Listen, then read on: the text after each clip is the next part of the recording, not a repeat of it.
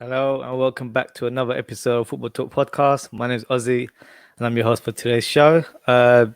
Last week we've not had much Premier League action, unfortunately, because of international friendly matches. But I thought it might be quite useful for us to speak about a few things, as there's always something going on in the football world. So one of the main things I wanted to talk about today was something that's just come about recently is the project bigger picture proposal from Liverpool and Manchester United, out of all teams. I didn't think two arch rivals would be doing this sort of proposal together. Where do I begin? I think it's quite ridiculous, to be honest with you. They're being quite smart in terms of how they're trying to put the proposal in front of the organizations, as mainly they're trying to benefit for themselves financially. So some of the terms or some of the sort of statements that they've said that would be part of the proposal is to reduce the Premier League from 20 teams to 18. The League Cup, Carabao Cup, whatever you'd like to call it, and the Community Shield would be scrapped altogether. So there'll be 9 teams that have special status. So these are 9 teams that have been the longest serving teams in the Premier League. So I believe that's the top 6. So you've got your Liverpool, you've got your Man City, Man United, Chelsea, Tottenham, Arsenal. Then you've got Southampton, West Ham, and you've got Everton. So these teams will have special power, as to say. Whereas right now, currently, if there's any sort of decision that needs to be made collectively, it would be a thing where 14 teams have to make a vote. So right now, the proposal is that regardless that I just mentioned 9 teams, 6 teams will have the final input in terms of any decisions in the future. So that could be, let's give an example. So let's say this proposal goes ahead, and in the future you've got a team like Newcastle that are out of this top 9 sort of suggestion, and they would like to get a new investor as part of their to try and inject some money into the club. They would have to get approval from the top 6, not even top 9. So the top 6 have the actual main decision to take here. So that gives them more power, which is ridiculous. So it doesn't give the Premier League power whatsoever. So it's quite a cheeky proposal. I don't think it's ethical as well at the same time. They've tried to sweeten the deal by saying that they would like to inject money into the EFL. So 250 million, I believe, is what they'll do as compensation for lost revenue during the global pandemic that we've just had, or currently going through, to be honest with you. Yeah, for me, it's just another way of giving the top 6 more power. It also gives them the rights to sort of branch out and have their own broadcast rights throughout international countries as well. So that is something that's quite... It's a tricky one. I don't like the way this proposal has been put up, to be honest with you. I can see a lot. I don't see it happening because 14 teams have to vote for this to go ahead. It doesn't benefit anyone other than the top 6 or potentially the top 9, as in Southampton, Everton, West Ham as well. So for me, this is not going to work. And a funny thing as well is I've also read that so if there's 18 teams in the league, the 16th team will be a part of this grand playoff alongside the teams that finish 3rd, 4th, and 5th in the championship. So it's just like a bizarre sort of setup. Unfortunately, Liverpool, my favorite team, and Man United are trying to get the most power, most revenue out of this sort of deal.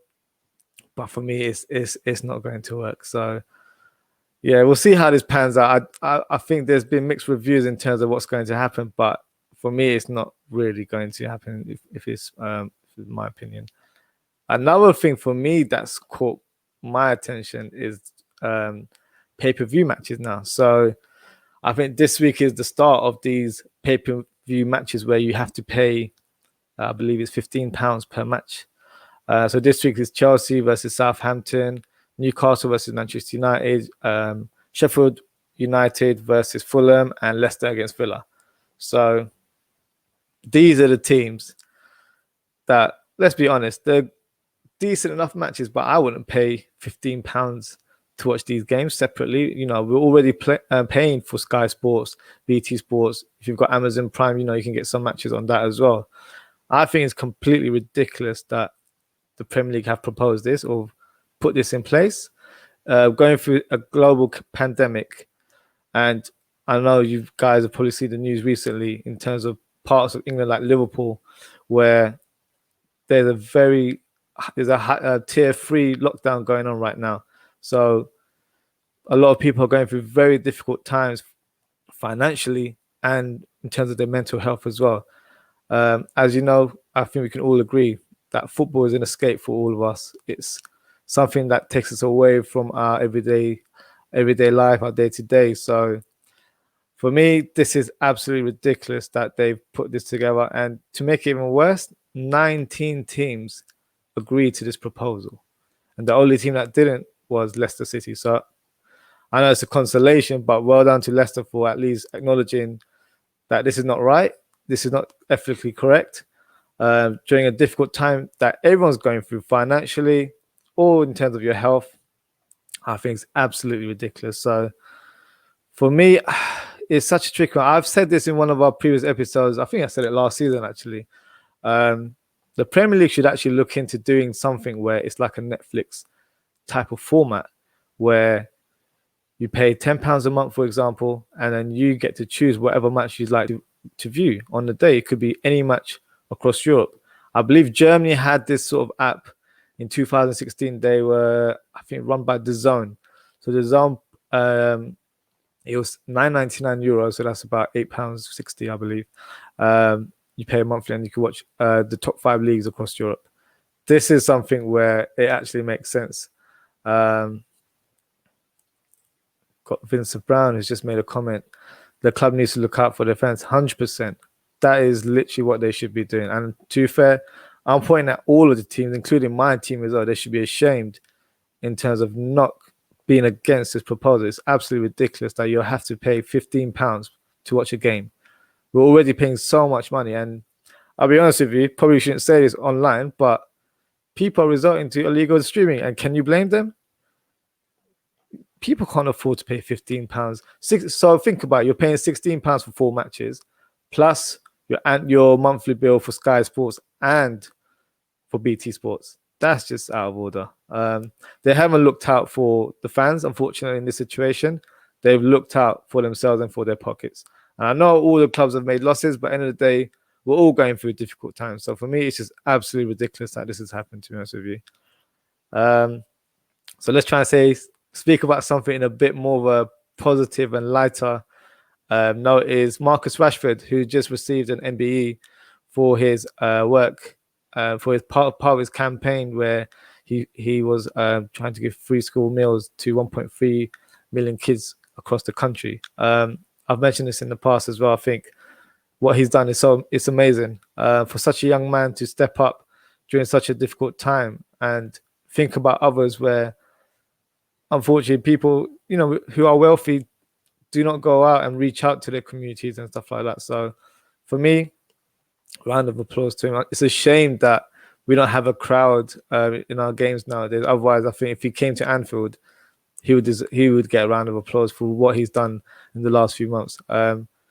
For a young man as well to do this sort of stuff, it's amazing. So forget rivalries. I think it's amazing what he's done, and congrats to him on winning the MBE. Okay, transfer updates. I realized the transfer window is closed, but I didn't actually realize this until a few days ago, and I saw some rumors lying around regarding a couple of players that the EFL transfer deadline actually closes this Friday. So we may potentially have some moves from Premier League clubs trying to sign Championship players or players even below Championship, like League One, League Two. So a couple of rumors that have come up is Jack Butland to Liverpool. For me, I'm not sure about that. He was a good keeper, I would say, probably like maybe 5, 6, 8 years ago, like a long time ago. But for me, he hasn't progressed at all. and he's been at the Championship for a long time. And I saw this highlight reel the other day where it showed his mistakes during last season, and yeah, he's no better than Adrian. I think this is a knee-jerk reaction from Liverpool fans where like we've got Alisson out for 2 months, so for us it's like we need to have another goalkeeper to come in place, which is just, yeah, it's just crazy. So I would rather wait until January or next summer to recruit someone who has the ability to play for Liverpool and is a sufficient quality to be a backup goalkeeper. Adrian isn't, unfortunate, but he's a Liverpool player at the end of the day. So for me, he'll get my full support. Or not sure about other fans, but he'll get my support. In terms of Jack Butland, for me, he's not the right quality. I think he's in his last year of his contract as well. So you never know. We'll see. We'll watch this space, but I don't personally see it happening. It's not the type of player that I would personally go for, but you never know. Weirder things have happened in the transfer window. Another player that's a bit more of an exciting prospect is Saeed Benrahma from Brentford, possibly joining West Ham for a reported fee of 30 million. Now, this is the player I mentioned last week that I was very surprised in terms of why no one has signed him or made any approach for him. But I think West Ham probably realized that their form is a bit up and down right now, so they need that extra quality to maintain their position in the league. So I'm not sure how close the deal is right now, but I believe they're close to agreeing a deal in the excess of 30 million. I think it's 25 plus add-ons. For me personally, as a neutral, I'm excited to see Benrahma in the Premier League. I watched him quite a few times last year in the Championship, and he was phenomenal. Such a flamboyant player, tricks for days, nutmegs left, right, and centre. I love it. That's the kind of player that excites fans and keeps you off your seats as well at the same time. So, yeah, I think if he would come, it would be a fantastic signing to see in the Premier League. And for me personally, I'd really look forward to see him on a weekly basis as well. So, to wrap up, I'd like to review some of the key matches of Match Week 5. Now, the biggest match for me, and it's not being biased because I'm a Liverpool fan, is the Merseyside derby. I think we can all agree that is a big game. And if I'm honest with you, I'm not very confident about this game at all. Don't need to highlight what happened in our last fixture, but Everton are doing fantastic right now in the league. They're undefeated, 4 wins. Calvert-Lewin joint top scorer with 6 goals. Yeah, they're on a roll right now. So me personally, I'd probably be on the fence with this one. And my prediction would probably be like a 1-1. That's what I'm hoping for. If we're getting thrashed, yeah, I'm not sure if I'll be showing my face next week on Tuesday regarding this episode. So we'll see how it goes. But yeah, for me, it's not the best timing to play Everton after coming through such a bad defeat a couple of weeks ago, but we'll see how it goes. Let's see what other matches there are. So Man City and Arsenal is a good game at the Etihad. Arsenal have picked up form as well. Man City had that loss against Leicester City 5-2, so that may have a big impact in terms of how they set the team. But me personally, I think they'll do well. I think Man City will probably win 2-0. That's just my prediction. I know Partey's potential. To be fair, I'm not 100% sure if he'll start because a lot of players have been playing international football, and I'm not sure if they're available to start right away, as some of them would have to be in quarantine. So that's something to make a note of when you're doing your fantasy football team this week as well. Double check. That's just my tip. I'm not going to give too many tips away because obviously I'm still competing in the league. But yeah, just double check to make sure none of your players are sidelined due to being quarantined. So yeah, that's a little tip for me from there. Newcastle and Manchester United. Now, that's an interesting match. Newcastle have shown a sort of up and down sort of form where I think they perform better at home. Say Maximan scored a couple of goals the other day. clearly the talisman as well. But they've made some good acquisitions as well. They've got Jamal Lewis, they've got Callum Wilson, and they've also got Henrik as well, who scored a nice goal a few weeks ago. So tough match. I can see that being a draw, to be honest with you. Manchester United aren't coming from good form either, having lost 6-1 to Tottenham. So it's, and I always feel like whenever teams come back from international breaks, you never get sort of that high intensity type of games. Well, for Liverpool, I can definitely say we don't, because it just ruins the momentum that we've had from the previous week, where players are coming back maybe a couple of days or day before match day, and it's just not the same. So, but, you know, we'll see how it goes. Another good match is Tottenham versus West Ham. So Tottenham are in good form as well. They're doing really well. I think Gareth Bale might be close to actually making a start. I saw a couple of clips of him training the other day. Looked impressive. So you never know. The return of Bale might be coming this weekend, but we'll see. I think I can see definitely Tottenham winning, but I'll probably say 3-0 if I'm honest with you. I can see it being a big gap. Crystal Palace and Brighton is a good fixture. I've been a big fan of Brighton this season. They've got such great young players in their team. And even Crystal Palace, I'm a big fan of Eze in their team as well. So hopefully he gets some game time this week as well. Zaha has just been scintillating form right now. So who knows how this game will pan out. I can see Palace winning 2-1 in this one. Leicester and Villa. So that's a good game. It's not a game I would pay for as it's part of the pay-per-view, but it's a good game nonetheless. Well, I'd hope Aston Villa win after beating Liverpool the other day. If they're going to lose to Leicester, that was a bit of a waste of time for everyone, to be fair. But yeah, I can see that being a joy if I'm honest with you. Two good teams. Aston Villa obviously in good form after their last victory. So Leicester have recruited quite well as well. Impressed with their Belgian fullback Castagne, I believe that's how you pronounce his name. Might be wrong, I don't know. And yeah, they've seemed quite impressive. So we'll see how that goes. Sheffield United and Fulham will be, safe to say, a game full of goals, I think. Ryan Brewster might possibly make a start this weekend as well.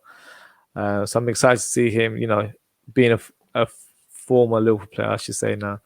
I was quite sad to see him leave, and I feel like he's a player with huge potential. So yeah, a shame that he left, but I think it suited all parties, to be fair. Liverpool got good transfer fee out of it, 23.5 million. And I also believe that there's a sell-on clause as well. Or also a buyback clause. So for me, it's quite important. Oh, we just got a nice comment from Sayed Al-Hasham. Spurs are going to thrash West Ham. Yeah, to be fair, I predicted 3-0, so it might be more than that, to be honest with you. But yeah, I kind of go alongside you there. Tottenham have been in good form as well, and they haven't even played Dele Alli in the team. So it's going to be interesting how that pans out. Son and Kane have been phenomenal as a partnership. So yeah, I can see lots of goals in that team. But yeah, as I was saying about Brewster, yeah, I was quite sad to see him leave, but I think it suited him in terms of him going to another club where he will get first team football. Unfortunately, that wouldn't have been possible at Liverpool. And because we've got such high hopes for him, it might be a thing where in 2-3 years' time, we might sign him back. And there's a set fee, I believe it's 38 million that we can buy him back. So yeah, you never know. But I wish him all the best. Great talent. And I hope he does really well at Sheffield United. And then we've got a couple games on Monday. We've got West Brom and Burnley. I mean, that's got 0-0 written over it. Unusual timing as well, 5:30. Yeah, don't know about that, to be honest with you. Leeds and Wolves sounds like an exciting game, to be honest with you. I can see this having a lot of goals. I think it might be a 2-2. Leeds have made some good signings as well. And so Wolves, to be fair, they bought Semedo as well, which was a surprise signing for me. I didn't see that coming, to be honest with you. But yeah, they've done fantastically well. But yeah, we've got some very, very exciting games. I'm just happy the Premier League's back, to be honest with you. I'm not the biggest fan of international football. But yeah, really, really excited to watch these games. But yeah, that wraps us up for today. Thank you for tuning in, everyone. It's been a pleasure doing an episode with you guys today. Don't forget to like, comment, and subscribe. Thank you for listening, and we shall see you next week, Tuesday, same time, same place at 8 p.m. Thank you.